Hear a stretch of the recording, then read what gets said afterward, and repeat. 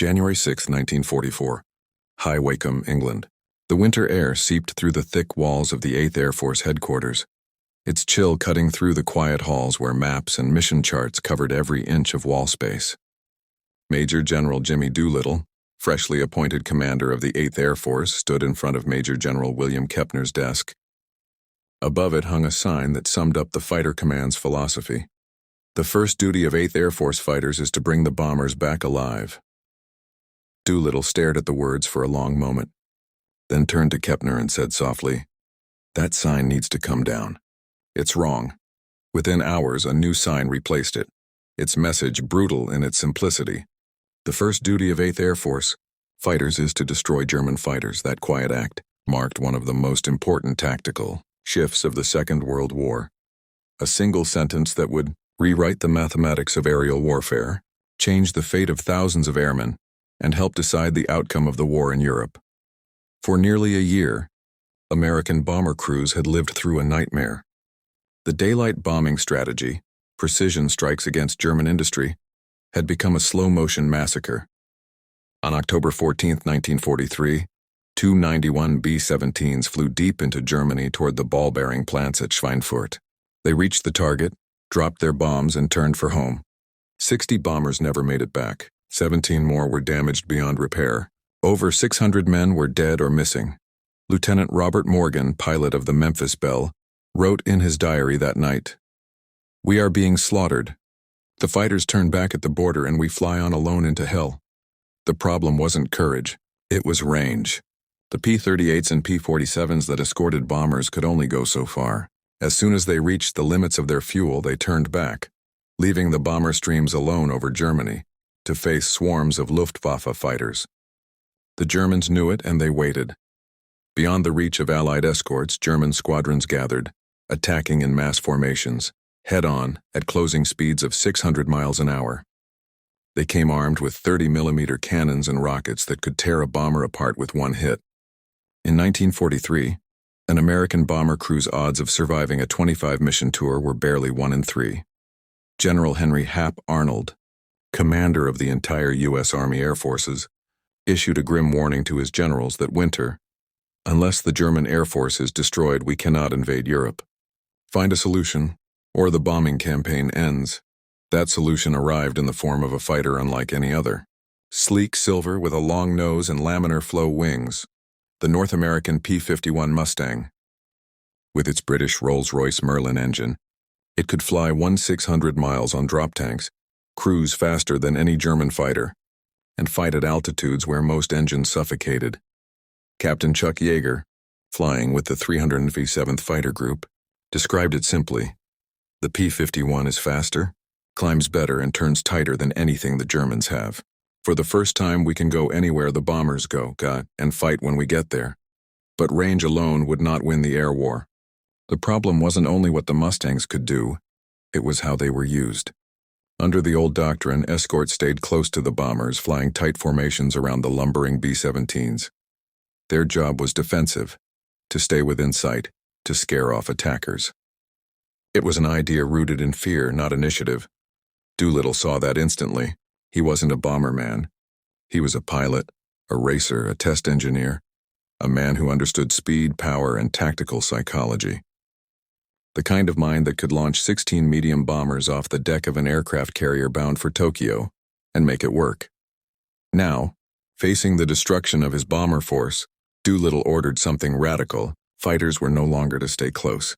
They were to go out, 50 miles ahead, 25 miles to either side, and hunt.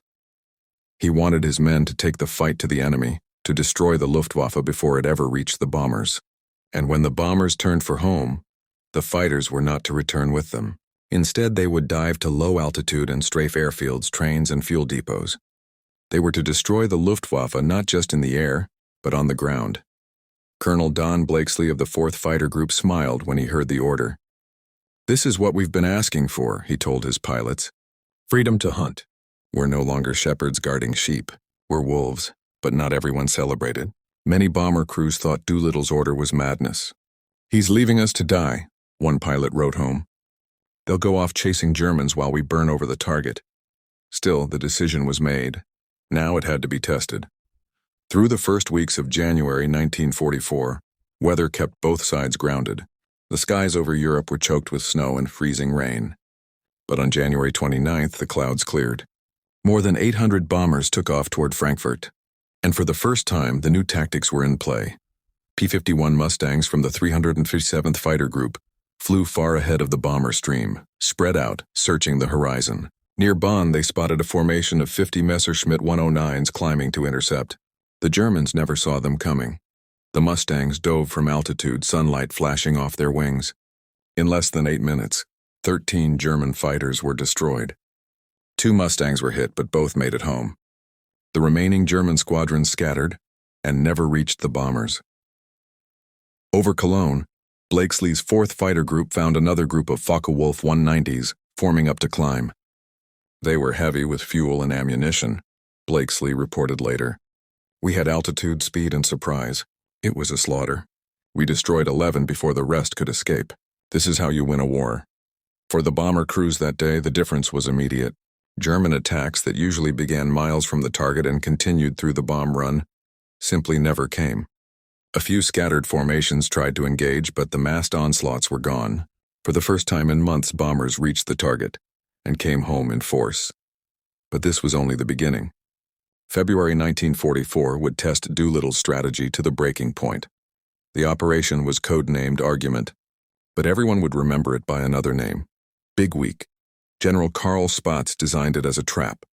The Americans would bomb the very heart of Germany's aircraft industry, factories at Regensburg, Gotha, Brunswick, Schweinfurt, targets so vital that the Luftwaffe would have to defend them.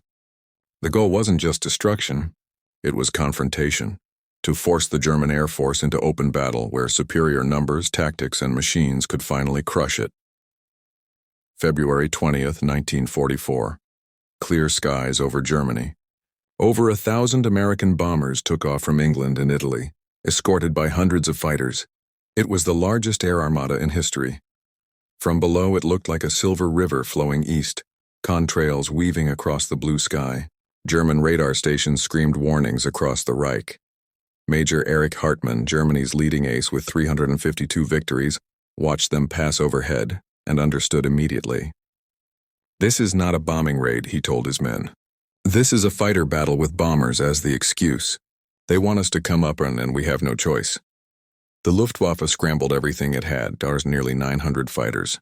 Over central Germany, the air filled with streaks of vapor, flak bursts, and twisting aircraft.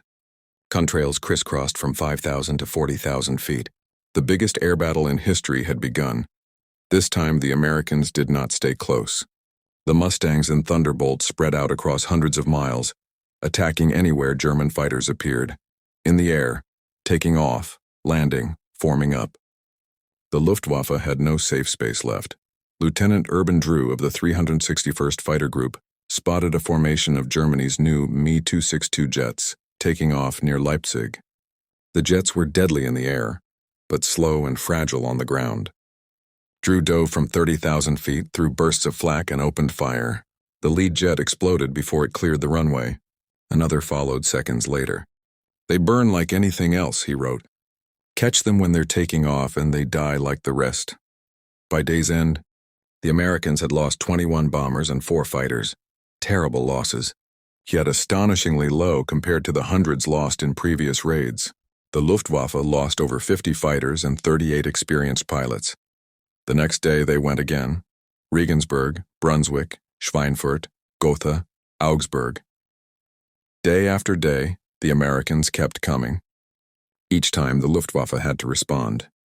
Each time more German fighters fell. Each time more pilots failed to return. Major Heinz Baer, one of Germany's top aces, described it in his diary. We shoot down bombers, but the fighters are everywhere. We form up. They attack us before we can attack. We land to refuel, they strafe the airfield. We take off and they are waiting. There is no escape. By February 25th, Big Week was over. The numbers told the story. The Americans had lost 226 bombers and 28 fighters, over 2,600 men, but the German losses were far worse. More than 350 fighters destroyed, nearly 100 pilots killed and 50 more wounded. The men they lost were irreplaceable, veterans with years of experience, the heart of the Luftwaffe. One German commander, Lieutenant Colonel Herbert Ehlefeld, wrote to Adolf Galland, "We are losing the most experienced men. The new pilots cannot survive against the Americans. Within 3 months we will have aircraft but no one to fly them." For the first time, the Luftwaffe was breaking, not just in machines but in spirit.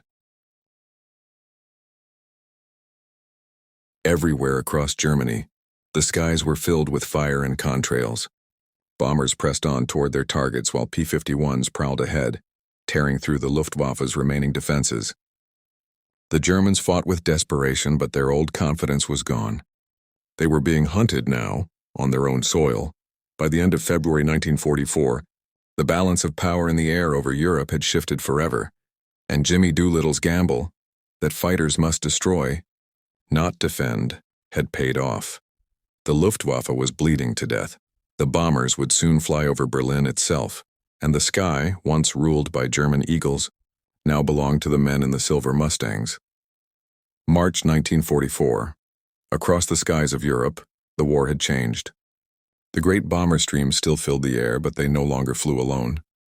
The Mustangs were everywhere, glinting silver against the winter haze, sweeping ahead of the formations like predators. The Luftwaffe, once so confident, was now fighting for survival. For years, the Germans had been the hunters. Now, they were the hunted. Every morning, as the bombers climbed into formation over England, radar stations across Germany sounded their alarms. Scramble orders went out, pilots ran for their aircraft, engines roared, and fighters clawed into the cold air. But more and more often, they never reached altitude. The Americans were already there. P-51s dove through cloud layers, guns blazing.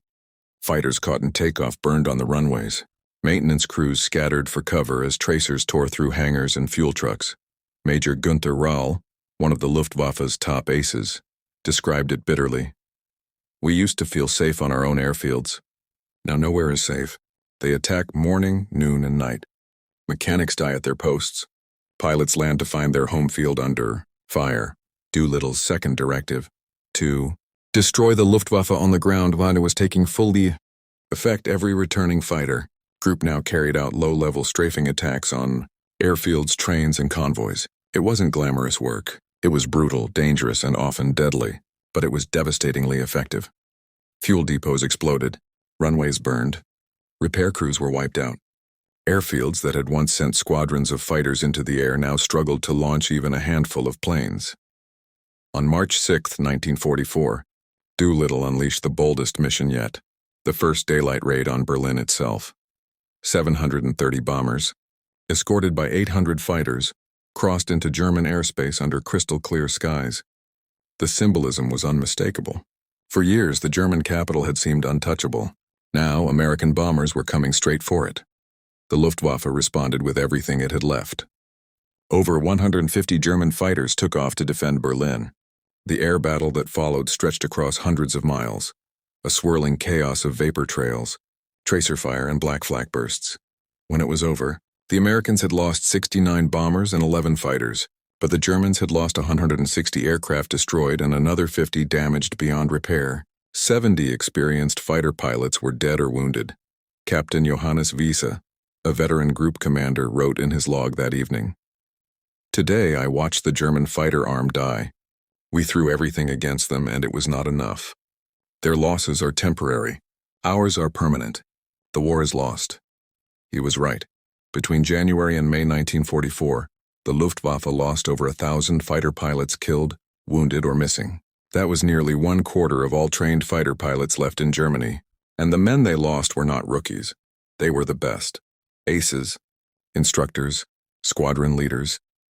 They died because they led from the front, because they tried to protect the inexperienced boys who now filled the ranks.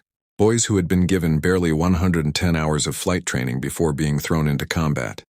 Some barely knew how to fly in formation. In contrast, American pilots arrived in Europe with over 450 hours of flight experience, most of it in their combat aircraft. The difference showed. Major Hans Philipp, one of Germany's most respected aces, described the situation in his final letter home before being killed. "The boys arrive at the squadron unable to fly formation. They panic under fire. They die in their first or second mission. We cannot teach them fast enough. The Luftwaffe's collapse was not just military one, it was human. The loss of experience, of leadership, of men who knew how to survive, left the Air Force hollow. By April 1944, American fighters roamed across Germany almost unopposed, P-47 Thunderbolts. The heavy, rugged Jug prowled low over rail lines and highways, blasting locomotives and trucks. P-38 Lightnings ranged deep into Austria and Hungary, cutting off fuel and supplies. And above them all, the Mustangs, sleek, fast, deadly, hunted whatever dared take off. One German mechanic later recalled, "We would hear the bombers coming and hope the Americans were only going for the factories. But when we heard the Mustangs, we ran, because if they came for us, there was no escape." Fuel became Germany's next great weakness. Allied bombers, now flying with near impunity, began targeting synthetic fuel plants, the lifeblood of the Luftwaffe. Without aviation fuel, the new aircraft rolling out of German factories were useless. By May 1944, fighter operations were being cancelled, not for lack of planes, but lack of fuel. Pilots were ordered to limit flight hours to 15 minutes a day. Some squadrons had to tow their aircraft with trucks because they couldn't waste fuel taxiing. At the same time, the Americans were producing fighters faster than the Germans could destroy them. In 1944 alone, the United States built nearly 100,000 aircraft. Germany built fewer than half that number, and lost most of them before they ever reached combat. The shift in power was absolute. On April 11, 1944, a mission over Oschersleben illustrated the new reality. The Luftwaffe threw 200 fighters against the American formation. They were met by swarms of Mustangs and Thunderbolts. Within 20 minutes, the German attack disintegrated. 60 German fighters were destroyed. The Americans lost 5. For the German pilot still alive, the skies had become a graveyard. Major Günther Sieger, an ace with dozens of victories, said bitterly, "The Americans always have more. If we shoot down 1, 10 more appear. They stay in the air longer. They find us first. They have radar, radios, and numbers. We fight, but we are dying for nothing." Doolittle's vision had achieved exactly what he intended: total air supremacy. The Luftwaffe was not merely defeated in battle. It was annihilated as an effective force. The psychological impact was enormous. For the first time since 1939, German civilians could see that their own air force could no longer defend them. Allied bombers reached every corner of the Reich. Berlin, Munich, Hamburg, Cologne, all burned beneath the endless waves of bombs. Even the most loyal Nazi officials could no longer pretend the skies belonged to Germany. Adolf Galland, once the brilliant commander of the fighter force, admitted in despair, "We no longer control the air, not even over our own airfields." By May 1944, the Luftwaffe's fighter arm was effectively broken. Thousands of aircraft sat on runways without trained pilots. Hundreds of new planes were hidden in forests or barns to protect them from strafing attacks. The once feared German air defense network was now little more than a shell. And as Doolittle had promised, the price was steep, but it was decisive. In those 5 months, the 8th Air Force lost over 2,000 bombers and nearly 700 fighters. Tens of thousands of men were killed or captured. But unlike Germany, America could replace both its aircraft and its airmen. New bombers arrived weekly. New pilots graduated daily. The tide of production and training simply overwhelmed the enemy. For the Luftwaffe, every pilot lost was a story ending, a man who could never be replaced. On May 12, 1944, the Americans launched another massive raid, this time targeting oil refineries at Luna and Merseburg. Over 900 bombers escorted by 800 fighters, the Luftwaffe tried to stop them, but their efforts were desperate and disorganized. In one of the last major clashes before D-Day, the Americans destroyed 200 German aircraft in a single day. Luftwaffe losses were so severe that some airfields closed entirely. Afterward, General Galland wrote a short report to Göring. It contained only one line: "The fighter arm is exhausted." By June, when the Allies began their invasion of Normandy, the Luftwaffe barely appeared. On D-Day, June 6, 1944, more than 12,000 Allied aircraft filled the skies over France. Fighters patrolled every beach, every road, every bridge. German ground forces looked up and saw nothing but Allied planes. Only 2 Luftwaffe aircraft managed to attack the beaches that day. 2 against 12,000. The war in the air was over. The men who had survived the battles of Schweinfurt, Regensburg, and Big Week could finally look down on occupied Europe and know that the skies were theirs. The bombers now flew to Berlin, Leipzig, and Munich without fear of mass interception. Fighters roamed across Germany with impunity, striking at will. The victory was not just technological, it was doctrinal. Jimmy Doolittle had understood what few others dared to. That victory in the air required aggression, initiative, and the destruction of the enemy's ability to fight, not merely protection of one's own. He had taken a force, built to defend bombers, and turned it into a weapon of offense, a spear aimed at the heart of the Luftwaffe. The cost had been high. Thousands of young airmen never came home. Entire squadrons vanished over Germany. But because of them, the invasion of Normandy succeeded. Because of them, the ground troops who landed on the beaches could fight under friendly skies. After the war, Doolittle was asked what he considered his greatest achievement. He didn't mention Tokyo or the medals or the headlines. He simply said, "We changed the way we fought. We stopped reacting. We started attacking." That made all the difference.